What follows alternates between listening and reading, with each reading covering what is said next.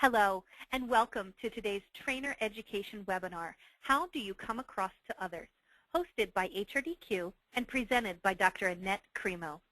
Today's webinar will last approximately an hour. Now, before we begin, note that there is a question. It may be labeled as a chat box. It's usually located at the top right-hand corner of your screen. You can use this to send us any questions that you have.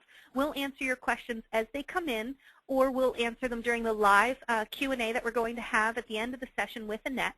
If we don't get to answer all of the questions that come in today, everyone will receive by email all of the questions with Annette's answers by email.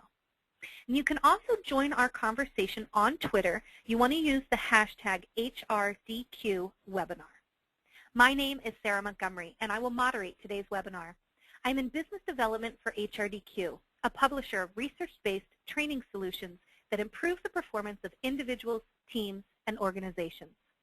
Today's presenter is Dr. Annette Cremo, a seasoned training professional with over 15 years of experience in education, organization development, and human resources. She holds an MED in Training and Development from Penn State University.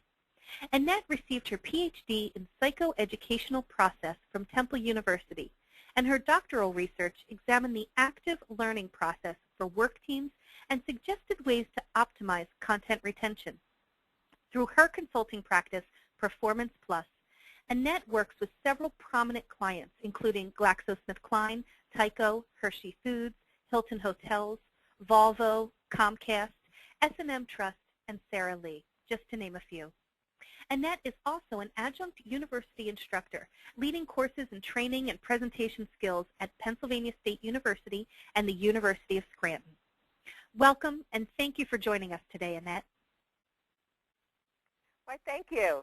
And good morning, and it's so wonderful having all of you here today with us, and I really appreciate you taking your time to join us for this webinar today. So the title of the webinar is, How Do You Come Across to Others? Or, is your style really working for you? So we're going to be examining all of these styles today as we look at the agenda about what we're going to be doing today. Some styles work for us, and some styles may not. Well, today's agenda is we're going to explore why influence is an important skill necessary for everything that we do. We're going to define the influence style. We're also going to define what influence is in the beginning, so we sort of have a framework for where we're going. We're going to learn the 4 common influence styles, recognize the indicators of each influence style, which means when we look at different sort of like overlays, in my opinion, when we look at what are some of our emotions, our thoughts, our behaviors, or on nonverbals that would indicate that we're using that style. Discuss why the assertive behavior yields positive results and sort of the way we need to be or should be if we want to have that long-term relationship. And then review how some influence styles can hamper interpersonal communication. They can hamper relationships. They can hamper teamwork. And they really can hamper getting the work done. And then lastly, today we're going to end with some questions and answers. You know, we all have a predominant style when it comes to influencing. And I guess my first question for you is, and this is one of our polls, I'm going to ask you, and this is a 4th choice. I know some of you are probably saying, well, I don't know. It could be one or it could be both. But if you had to pick one, which do you believe? You believe influence is innate, something that is hardwired in us, or something that is learned, skills that we learn? Let's take a minute or so to see our progress here. And right now, it looks like learned is far ahead of the innate, 75% now to 73%, 27%, and there you go. And there we go. Innate, 27%, and learned is 73%. And guess what? You're both right. You're both right. We do have our own personality style. That sort of is a way we like to deal or find the most comfortable in dealing with situations, and that's the innate part of us. But I think the good news is that it is learned, and there are certain skills that you can learn. And today, that's what we're going to be going over, looking at each one of these styles and seeing what skills we need to use. Before we get into these styles, I want to talk about, why influence. And as I was researching and preparing for our webinar today, I realized that the term and meaning of influence opens to us, I think, a great philosophical debate.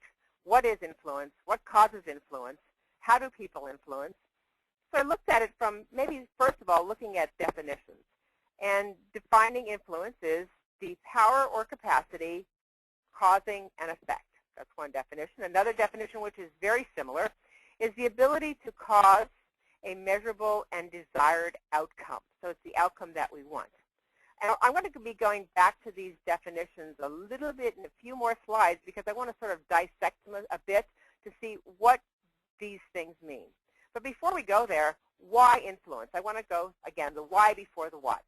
Well, in our business environment today, it's changing. If we look at the organization of 30 years ago, 40 years ago, 20 years ago, it's changing, it's transforming. And the shifts in the business you'll see on the sliders are, and I look at it from a more traditional hierarchical type of organization to a more high-performance, flatter organization. So if you look at the left being the hierarchy, it is the command and the control type organization.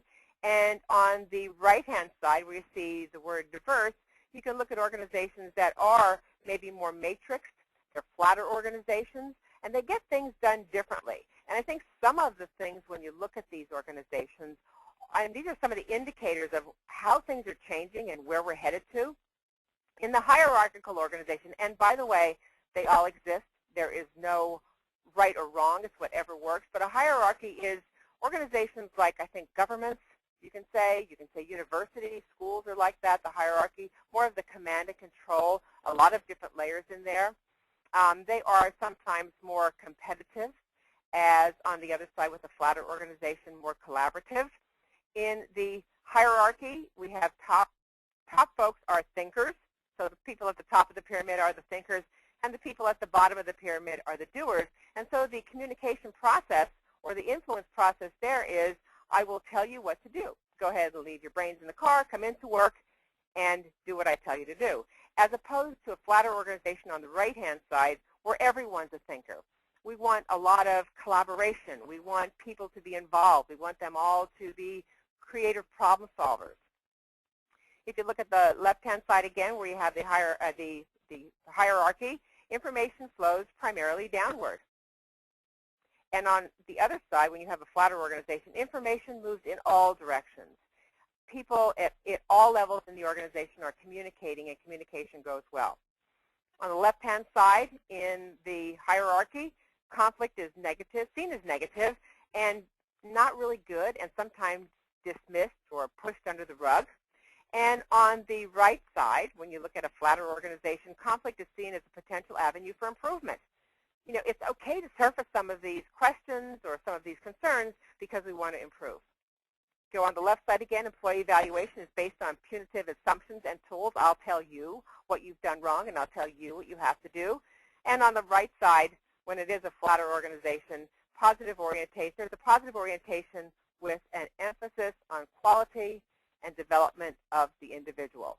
So when you look at these two, I mean, you look at the third one here we have is skills of control, and as opposed to a flatter organization, skills of influence. And all of those different things that I talked about with this high-performance organization, whether it's conflict resolution, information, communication, how to give people feedback, all require influence. So there's a shift in communication where used to be passive responders to situational factors, things that happen. So I will be told what to do, as opposed to now an active choice when conveying a message. We need to convey the message differently.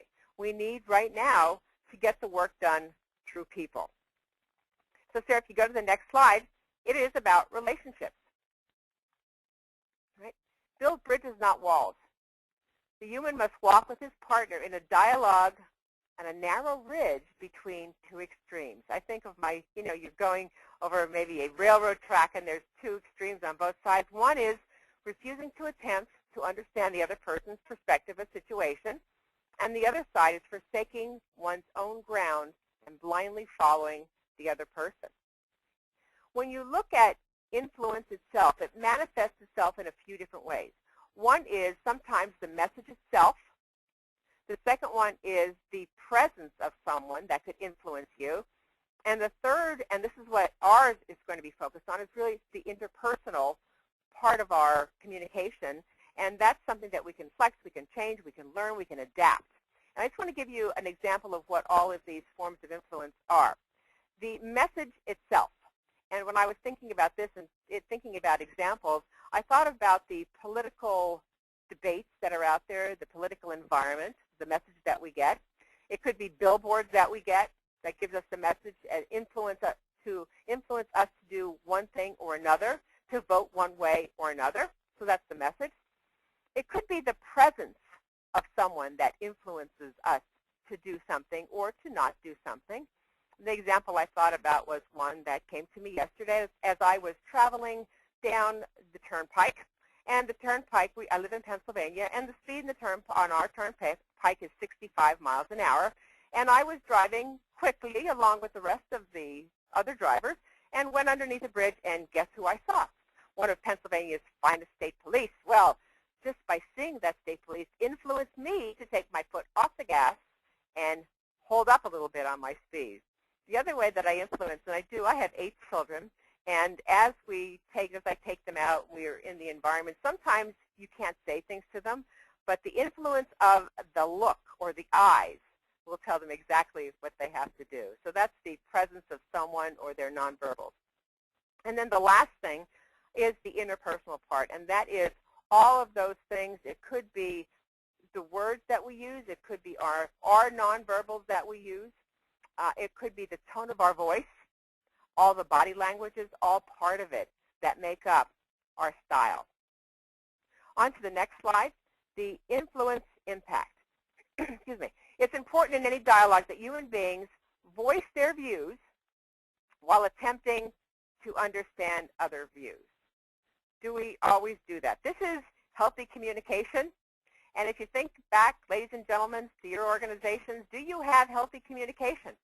As I speak throughout with all my clients, I think the number one, and look at the research out there, the number one problem or concern in organizations is communication. Whether it's a lack of communication, whether it's miscommunication, the number one problem in a relationship you're going to have, whether it's a personal relationship or a relationship with your coworkers, is communication. And it's sometimes because I don't say what I need to say in a way that the other person is going to hear it, or I don't even take time to understand that other person's view. So based on what we were talking about in the past couple of minutes, I'd like you to share via chat, so you use your chat feature there, and how do you see yourself using influencing skills? So if you talk about how you yourself use them, I'd like to hear from you if you're an educator or a trainer in an organization. How do you see yourself teaching others? In what subject areas? In what way do you see yourself teaching others about this? If you're the CLO, if you're an executive, how can you use this?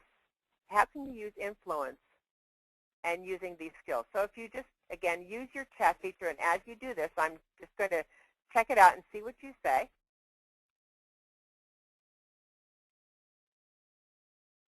All right, good. Yeah, I see some people saying that I'm going to use it when I deal with change or teach change. I'll be able to use it when I talk about engagement or engaging the workforce, and that's kind of an interesting topic there because engagement is a real important thing. We look at, how much of your workforce is really engaged, and that's only like 25%. 50% are on the cusp. I don't know if I'm going to be or I'm not. And the last part really is people who are totally disengaged, and how do you get them involved? I think by communicating well and influencing them, get them there. Have some people say leadership. Leadership seems to be coming up a lot. Negotiation, absolutely. Negotiation, a lot of these skills we use in negotiation. Emotional intelligence is also some. Good. So thank you for your thoughts there. And Sarah, if you can go to the next slide, please. And that is, how do we influence? Well, how you influence impacts your feeling and thoughts. It impacts other people's feelings and thoughts. And it also impacts functioning of the organization. So when you look at the benefits of it, it benefits excuse me, you as a person. It benefits your team, your group. And then it also benefits the organization. And in the organization, when you do have this good communication and you can influence in a positive way, it ultimately affects the bottom line. And as educators, as trainers, as those of us who are in strategic alignments with this, every part of our organization realize that we do want that healthy bottom line, and influence can get you there. All right. If we go to the next slide, we look at factors that shape the influence style. So you have your influence styles, how you influence in the middle. A couple of different things sort of impact you and how you influence, because we all influence differently. The first one is our past experience. And in this we look at what worked for you before, what didn't work for you before. Right? It could be, and I see this, I tell my supervisors, that your people that you supervise know what button on your forehead to push. They know how to influence you to get something done. It could be the aggressive button. It could be the passive button. It could be the button that slams things that will get you something done. But your past experience will sort of tell you how you need to behave in order to get something done. The second thing is your attitudes and beliefs. And so these, again, these are factors that shape or impact how you influence. So are you positive or are you negative? Do you think you can or do you think you can't? And I don't have the author right there or the person who said it, but in either way, you're right. All right, and the third thing is your self-confidence. Do you believe in yourself? Right. On the other side are situational factors, and these factors include rewards in the environment. So when you try to influence someone, what have you been rewarded for? What have you been punished for? It's sort of telling you how you need to be and what works in your organization. And I think you're going to also see in your environment in the organization, those of you who have done, used the style series for What's My Style, you may have done the Myers-Briggs, you may have done the DISC. You see that there are trends in your organization, and organizations tend to sort of go towards one type. Organizations can be typed as well. So if you have an organization who is very nurturing and caring and they don't like conflict, you are going to be told subtly what is an appropriate influence style in our organization. So that's one. The second thing is the cost of the influence style. Do things get done when I use that influence style, or do they not get done? And the third thing, the third factor that influences us are the rules, laws, regulations, policies in the organization, and some of these are non-negotiable. And in that case, there is sometimes no room for discussion. I think another thing when you talk about factors that shape or impact the influence style is our skill set. How much have we learned? What skills do we know? What information do I know that will help me negotiate better? So the influence style consists of specific behaviors that we all choose to use. And we choose to use them either because we have been taught them in certain situations, we've been taught them in organizations, or we have experienced them in the past. All right, now if we go to the next slide, starting to sort of dig down a little bit deeper to defining influence. And here's where I want to go back to the two definitions that I had. And the first one was, and I don't know if you want to write this down because I want you to circle these two words, or some words in here. The first one being the power or capacity that causes an effect. And the second one being the ability to cause a measurable or desired outcome. So we have, in both cases, we have an effect or an outcome, things getting done. And the thing that we can change, or in both definitions, is our power to do that, or capacity, or the ability to do that. And we do that in two different ways here. One is our openness, and the other one is the consideration. Openness is an individual's willingness to disclose to another his or her thoughts, feelings, past experience, or reactions to something. How open am I to you, to tell you something? And the other one is consideration, and that is the individual's willingness to accord others the same rights that he or she accords him or herself. Respect. Bottom line, do I respect, do I consider you? And if you look at that on a grid, if you go to the next one, the influence model, when you have the consideration for others on your horizontal axis, on the left being low consideration for others, and on the right being high, and then you have on the vertical axis your openness to communication. At the bottom, I'm not open at all, I'm very quiet, I don't say a whole lot, and on the top, I will tell you like it is. And so when you put these two variables together, it comes up in one of four quadrants.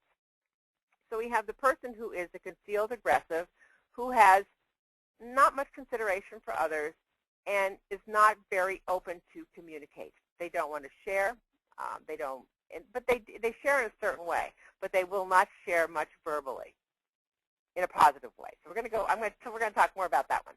The other one, we're going to talk about all of these, in fact. The next one's I'll talk about the passive behavior. They do consider other people, and sometimes they consider other people so much that they don't want to open up, so they are a little bit quieter. Openly aggressive behavior, low consideration for others. They will tell it like it is, my way or the highway, trample the dead, hurdle the weak, and that's my openly aggressive. And then the assertive behavior, and this is where if I want to negotiate with you, if I want to deal with conflict with you, if I want to have a relationship with you, this is where we should be, because I'll keep coming back to this type of an individual because it develops trust within that relationship. So when you look at the influence model, there are certain things that sort of overlay all of these different characteristics of the influencer. And if you go to the next slide, I want to talk about each one of these overlays. And again, we're digging down a little bit deeper. And as we go through each one of these specific types, we're going to look at what thoughts are in their head, what's going through their head, what do they think about, what emotions do they have that would make them feel a certain way, what are some of their verbal behaviors, what are you going to hear them say, and what are some of their nonverbal behaviors. Now, it's good to know, if you take there's an assessment, the Interpersonal Influence Inventory, will tell you basically what style you prefer. If you have done that inventory, or you do have the opportunity to take the inventory, you'll see that you're going to be scoring somewhat in all of those styles, and I want you to remember that you are a bit of each one of those, so you're not purely assertive, or you're not purely passive. You do pull on all of those. But as I do my teaching in this area, I really like people to think about, yes, what am I and what's my dominant style, but how do I identify other people? How do I know this person is openly aggressive? And if this person is openly aggressive, and I know this by their verbal behavior, their nonverbal behavior, I sort of know what they're thinking, how do I need to respond to them, not react? And that's what gets us in trouble so many times. We let the emotional part of our brain take over, either with the concealed aggressive or passive or openly aggressive, and we react to the situation. We react to the person instead of the content, instead of responding to them in a way that may diffuse the hostility, it may diffuse the aggressor, it may open that person up. So as we talk about all these different styles today, I want you to think about who you are, and also, do you know anybody else you could put in that category? And I want you to jot their names down as we go through this, and then think about, what do I need to do in order to respond to this person so I can influence this person to get what I need to get done. All right, on the next page, on the next slide, some things I want you to think about. And one is cultural and situational differences. When you influence someone, it is contextual, it is situational, everything is different. There is no one way that's the right way. There is no one right style that's the right style. And you'll see that we have to make sure that we respect cultural views on behavior. What may be assertive in one culture may be rude in another culture. Prime example is eye contact. What is assertive in our culture may not be eye contact. I expect you, when I'm being assertive, to look you in the eye. And I was doing a session the other day, and one of the women said to me, in my culture, when I look a person into the eye, especially if they have authority, it's disrespectful. So know the cultures that you're dealing with. And the second is be mindful of the situation. Assertive behavior is only possible if individuals have a free choice. So if you are dealing with policies, rules, regulations, laws, there may not be a free choice. So assertive behavior may not be the one to use in that one. And then there are some behaviors that may be constrained by the situation. So look at what the situation is, when you can use them, when it's not possible to use them, and go from there. Another thing with the context on the next slide is that there is no absolutes. No one behaves assertively or non-assertively 100% of the time. While I know in my heart that sometimes I really do need to deal assertively, sometimes I don't do it. And when I don't do it, I get in trouble sometimes. If people will not understand, people will get frustrated, they will get angry, but we don't behave. And if we don't realize what our triggers are, it may inhibit our good assertive communication. And again, we will react instead of respond. And the second thing here is to interpret terms with care. They suggest tendencies, not ironclad categories. No absolutes. So again, you're going to have to use your own judgment. And as you use this assessment, as you use this concept, this theory, with your groups, put in your own examples so it relates to them and so that they understand what we're talking about and can really relate it back into the workplace. Okay, what I want to do now is to go into each one of the different styles and again look at that overlay of thoughts, emotions, nonverbals, and verbal behavior as we talk about them. And the first one I want to deal with is my openly aggressive. And these are folks that say, I boldly insist that my rights and needs prevail. It is my way or the highway. I am right in all the time. Next slide, thoughts and emotion indicators. You'll see that, and their thoughts are, I believe that I am the one with rights, and I am the one, I should have my rights. Their overall thought, I guess it is hostile, but it is more aggressive. They need to be in control all the time. It has to be their way. They think they're never wrong. They worry about themselves. They're not afraid of hurting others. Sort of their philosophy is, I am better, I am smarter, I have the right answer, you have the wrong answer, I am the thinker, and I sometimes have power. So that would be also in their thoughts. And the emotions they sometimes display are anger, they have a fiery temper, and they could be bitter. And if you think about it, do you know anybody like that? And if you do, again, write that person's maybe initials or a code word in case they pick up your handouts of who this person is.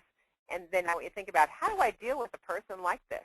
All right, if you go to the next slide, we're going to go over the verbal and nonverbal indicators of this style. Verbally, they are loud. They loud tone of voice. They use insults, verbally abusive. I'm going to say they're more monotone. You're not going to hear a whole lot of tonality or expression in their voice. It's just going to be very dictatorial. They tend to interrupt others. They consider it to be rude. They may not let other people finish their sentence before they tell them what they have to do.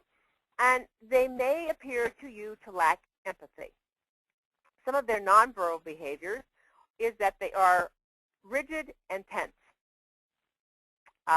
They stand, lean forward, they pace. You may see them with their fingers in a steepled position because they say, I have the authority. They glare at others, finger point, and fist shake. And as I'm reading this, I know I was listening to one of the news channels as they sort of debriefed the debate, and they had the nonverbal communicator, I don't know what her name was, but she was talking about the nonverbal behavior of the candidates. And as the debates went from 1 to 2 to 3, their nonverbal behavior changed. because I think they realized that what they did in some of them was not appropriate in the other ones. But this is sort of how you're going to see what they do. They are probably going to stand close to you because they know that the proximity is, and they, even with their handshake, they may shake your hand, but they're going to put their arm on your hand to say, I have power. So go to the next slide. We'll look at the costs and benefits of this particular style. So openly aggressive behavior, it offends others. It creates resentment by people. There's going to be not a whole lot of creativity. I'm going to say, I don't want to deal with you. I don't care to deal with you. I don't want to. People stay away from you. You get a reputation for being very aggressive and not listening. And the benefits are, you know what? It's easy to know what they're thinking because they are going to tell you. They may not be considerate of how you feel about it, but they'll tell you. All right, with this openly aggressive, we have a poll next. And if you can now go and respond to the poll, which statement reflects openly aggressive influence style? I express my anger through various characteristics and facial expressions. I believe you must show others your strengths regardless of the situation if you want to command their respect. I don't mind asking for help when I need it. Or I have trouble turning down people's requests. If you take a minute now and vote, please. I'll take a minute to look at these as they are coming in.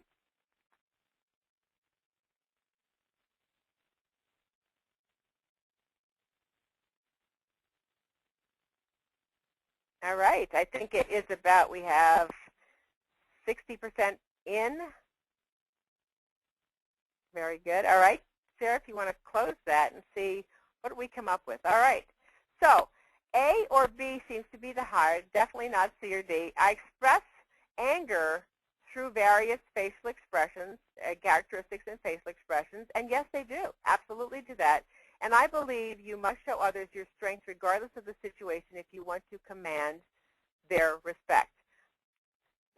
They are both could be right, but if you want to look at these, I believe that you must show others your strength regardless of the situation to command their respect. You can show your strength in different ways. You don't have to manipulate or to demand or command. And definitely A, I express my anger through various characteristics and facial expressions.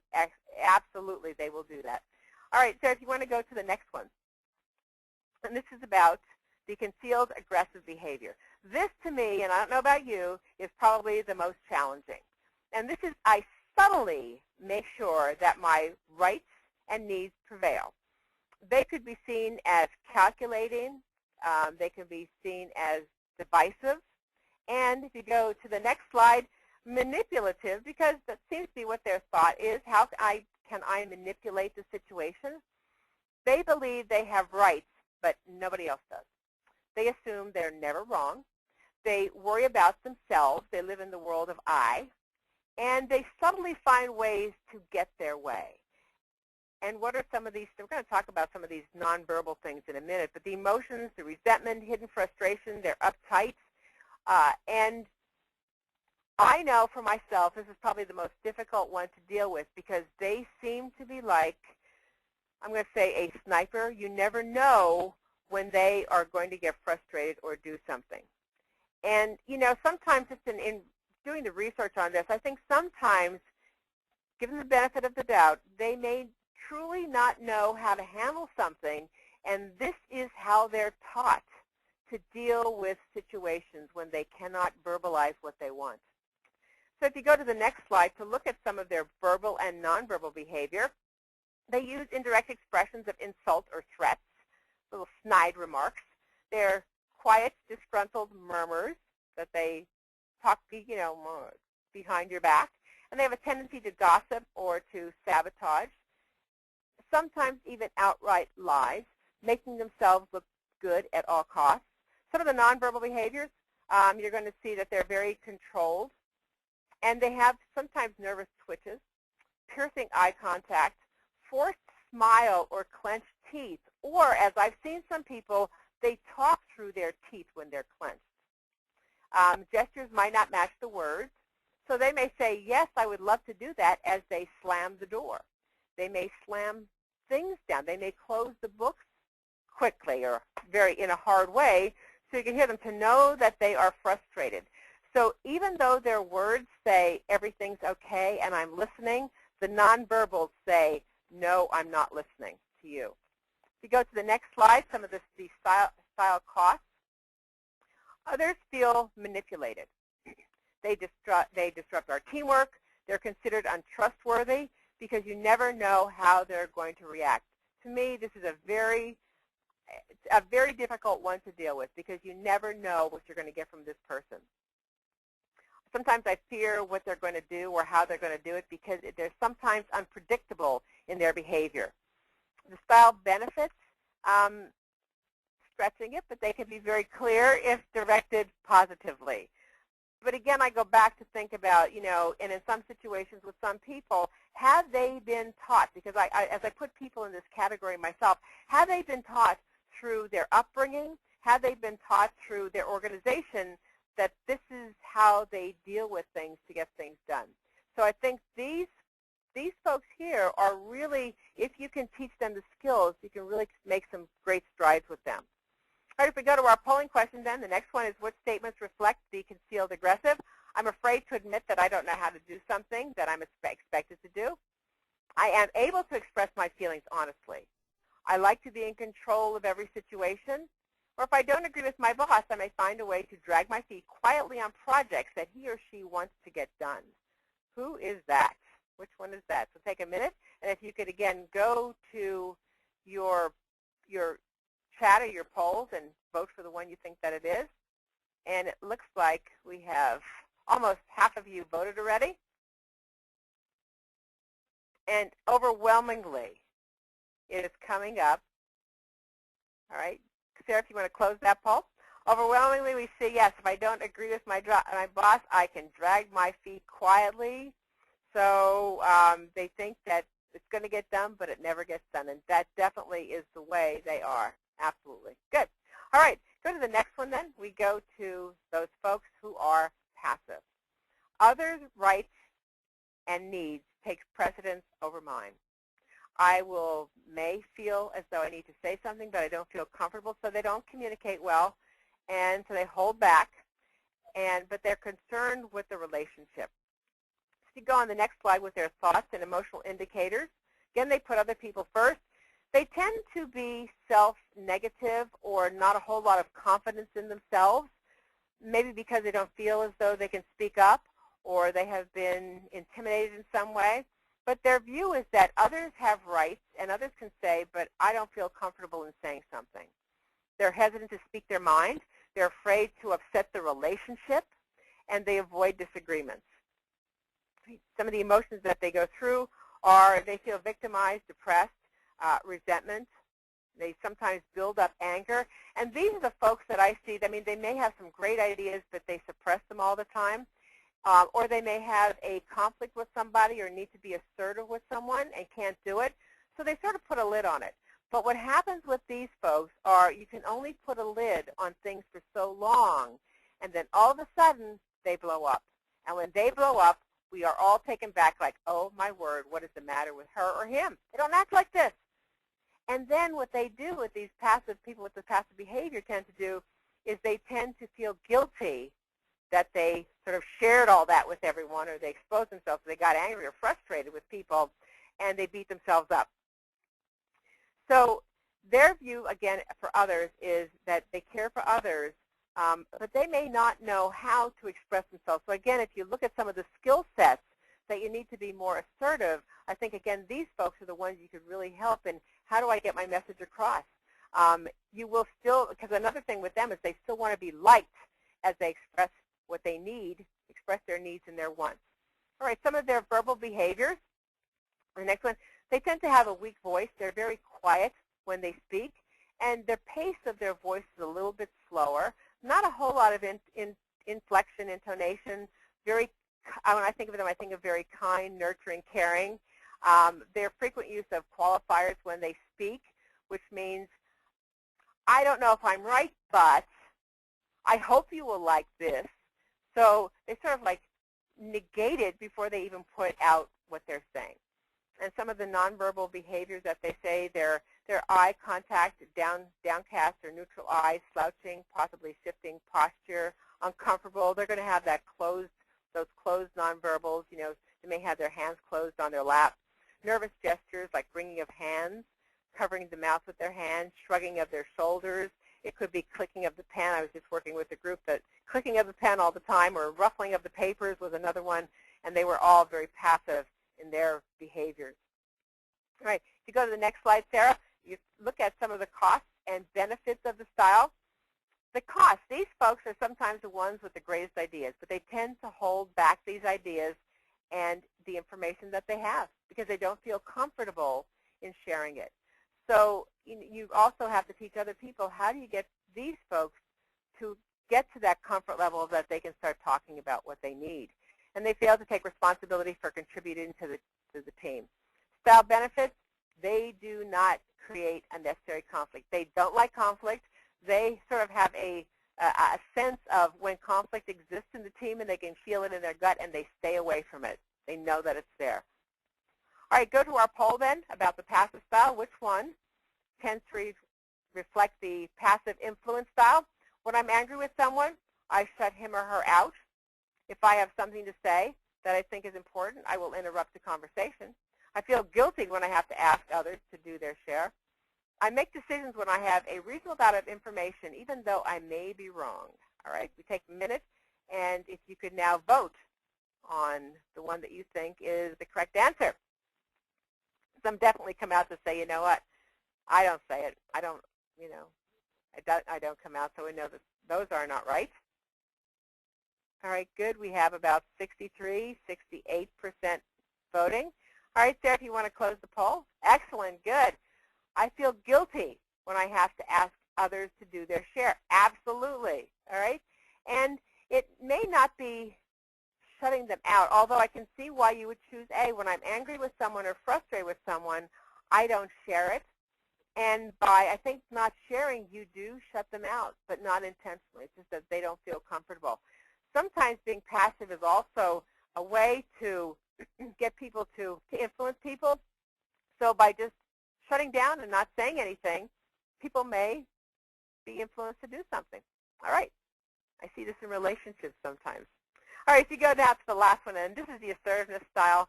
And I use this assertive behavior when we're dealing, again, with conflict. I've used this when we're dealing with negotiation skills. Awesome to use this and talk about this. How can I be assertive? How can I clearly express that we both have rights? How can I clearly express to you that I can express to you what I need and I want, but I also are respectful enough to you that I listen to what you want and what your needs are. Going to the next one, our thoughts and emotions. And again, this is the overlay of how they are, what they're thinking. They're very self-confident. They believe everybody have rights and that should be considered. They pay attention to the context of the situation that they're in and what we're doing, how we're doing it, why we're doing it, where we're doing it. They try to objectively understand the other source of emotion. And we talked about that in the beginning of our webinar today about the emotional part of dealing with people. And if they can understand why a person is either shutting down or becoming aggressive, they can help. They can respond, but they can also help other people to respond as well. The emotions that they're feeling, they are very even-tempered, patient. Those of you who teach emotional intelligence, we're right here with you right here. Self-revealing and open. Their feelings are directed at behavior or situations, not about people. These are my folks that respond instead of react. They know they can read people extremely well, and they know what these nonverbals mean, and they know how to respond to them. If you go now onto the nonverbals and some verbal indicators on the next one, you'll see that they're very clear and concise, so the words that they use are very clear. They use first-person language, which means they own the behavior, they own the thoughts. I feel, I think, it is my opinion, not you did this, or I can't understand why they didn't do this. It's all about use the first-person language. They're receptive to other people's viewpoints, and they listen actively to what the other person says. Active listening is difficult to do. When I speak at a rate of about 125 words a minute.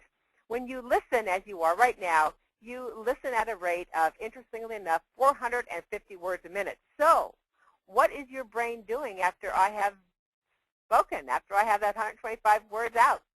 Well, it's very active, and it's thinking about, well, how can I negate the situation? What am I going to say in response to it? It could be, when is this going to be over? What am I going to do next? What am I going to have for lunch? All of those things.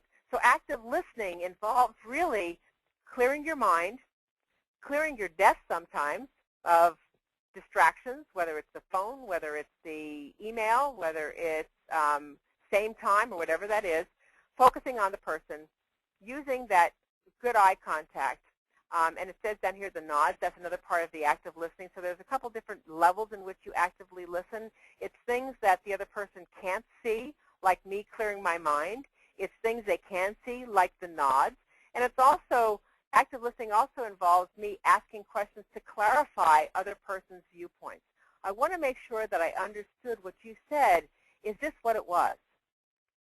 So you want to ask questions like that. So they also use some powerful questions as they listen, or as some of the verbal behavior.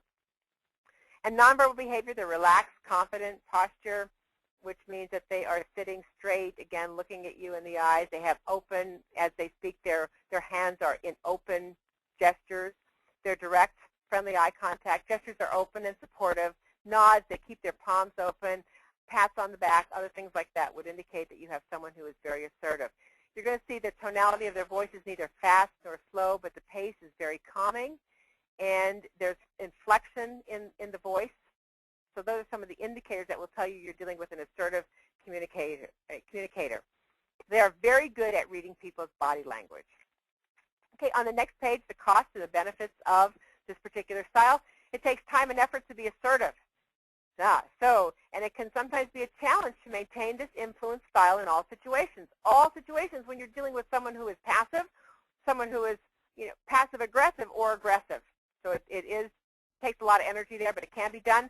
The benefits is that we encourage collaboration and teamwork. We are great problem solvers, not problem creators, and they expedite the communication process when they do that. All right, so if you go to the next page to look at the poll, assertive community behavior, where we want to be in the influence style, I let people know when I disagree with them. I do not hesitate to accuse others when I believe I have a reason to do so. I feel comfortable when someone compliments my work. I don't disagree directly with others, but I make sure they know when I'm upset with them. All right, if you take about 30 seconds to get your votes in, and to look what that style is. All right, we have about 40, 50 people voted now. All right, very good. 60, 70. All right, Sarah, you want to close the poll? We'll see what they say. All right, most people say that I let people know when I disagree with them. Absolutely, and I let them know in a way that is a kind way. And I don't disagree directly. That was another one that you said also was a high one. But I make sure they know when I'm upset with them. That would be more of your passive-aggressive. People who are assertive will let you know when they disagree with you, and they'll do it in a direct way. But they'll do it in a way that is very kind, nurturing, caring, and gets other people engaged. All right, so to summarize on the next page, the influence model. You look at all the models that we have: openly aggressive, pushy, demanding, and intimidating, low consideration for others, and very open to communicate. Tell it like it is. We have the concealed aggressive, sneaky, indirect, two-faced sometimes, not a whole lot of consideration for others, and not open to communication. Passive behavior, where they're quiet, cautious, and uninvolved. And again, they're not involved because they care about others sometimes, and they don't like to speak. And the last one is assertive behavior, where I'm confident, I know how to express myself, I use my nonverbals in a way that people understand, and I focus on the win-win, which requires good active listening and reading other people. So to end it, I just want to end it to look at assertiveness communication with this last one. That assertive, I clearly express that we both have rights and needs. Assertive influencers are people. People are not born assertive, nor does anyone act like that 100% of the time. We would love to be there and do it as much as we can, because that's what really solidifies relationships and want me to talk to you more, be with you more. Assertiveness results from skills and behaviors that are learned and consciously practiced over time. So as you see this, and those of you who are trainers know that there are so many skills that you could teach folks how to be assertive. and then practice those assertive skills back at work, and then work towards a win-win. Focus on your openness and communication and your consideration for others, which involves listening to going to the other side of the table and walking a mile in their shoes. I have two quotes there. One quote that I'd like to end with, and it's from Ralph Marsden, and it says, "What you do today can improve all of your tomorrows. And the secret to all of this is getting started right now." Thank you very much. We're now going to open it up to questions. Sarah, I'm going to turn it over to you right now to get those questions and to sort of summarize some things. Sure. Wonderful. Thank you so much, Annette, and thank you, everyone on the line today for participating. We do have time here for Annette to answer some of your questions, so go ahead and use your chat window and send those questions into us now. We'll wait for some of those questions to come in, but I do want to share a little bit about the product that is the foundation of today's session. It's called the Interpersonal Influence Inventory. It is a self-assessment, and it measures the 4 styles that Annette has reviewed with us today. You can review the facilitator set. It's for 30 days. It's risk-free for only $39 with the coupon. It's III webinar, and you use that right at the checkout spot. You will get the trainer instructions and PowerPoint for a classroom session. You'll get previews of both the paper and the online version of the assessment, as well as the developmental background information to create the product. So head to our website. It's HRDQ.com. And then also, as we mentioned earlier, and as you can tell from Annette's presentation today, she is a fabulous presenter. If you are interested in having Annette deliver any variety of training topics on site at your organization, you can reach her directly at her website, which is perform-plus.com. So it looks like we have questions that have already started to come in, so we'll go ahead and get started with those. Feel free to keep those questions coming in. Our first one here, Annette, is from Monica. And Monica asks, how can I ensure that participants will find the assessment useful, in their job, the application on the job, where it's not just kind of like a fun thing in the classroom? Yeah. Okay, Monica, thank you for asking that. It's really important, I think, in any kind of training that we do, we have to make sure that there is some sort of a tie-in to what your participants do back at work. So, and I use and I know we do at HRDQ, the experiential training model, where we give the information, we practice it in a non-threatening environment in the work. We talk about, in our training session, we talk about it, we give examples, we share stories, we share challenges, and then we actually have a chance to practice it using some scenarios in the training session, but then always make it a point to see in what way can I use this back at work. So if you want to maybe develop some scenarios that you can use and practice it right there, I think that would be a great way to use it. And then the other way, and I've found that to be so helpful in the training sessions that I'm doing right now, is following it up with some one-on-one coaching. So trainers, if you go out there and you sort of have an action plan for what these folks your trainees are going to be doing, and then sit down and listen to them, whether you're in a team meeting, whether they're doing some coaching, whether they're giving feedback. You may want to listen to your trainees or your participants in how they use this and then coach them on how to do it. And maybe see them 2 or 3 times after the training session so you have some follow-up, so you can ensure that they're using the material the right way and it has that positive impact. All right. Do you have another question, Sarah? We do. We have a ton of questions. We unfortunately will not be able to get to all of them, but definitely send them all in. Annette will respond to all of them, and we'll actually email all of the questions that have come in with Annette's responses. Those will go to everyone so that everyone can benefit in that learning. But our next question here is from Bill, and Bill asks, are there any bad styles? Bill, good question. Thank you for that. There are no bad styles, but if we use the style, any style overused can be negative. And sometimes we need to use certain styles in certain situations. So not bad. I think the most challenging one is the one that is more, concealed aggressive, because that may not be functional. But as far as bad, no. Just know the situation, know the context, and know when you have to use them. All right, Great, Sarah, is there another you. one? I think we have time for some more. We do. Yep, you're doing great. it looks like we have a group here because I'm getting a few questions coming in that are sort of similar. But I'll summarize kind of one of them here, is asking around teens or youth groups. So it could be we have a college university or university watching today, and so they're kind of asking, how can you, do you have any experience in applying that, or how can you use this for that group?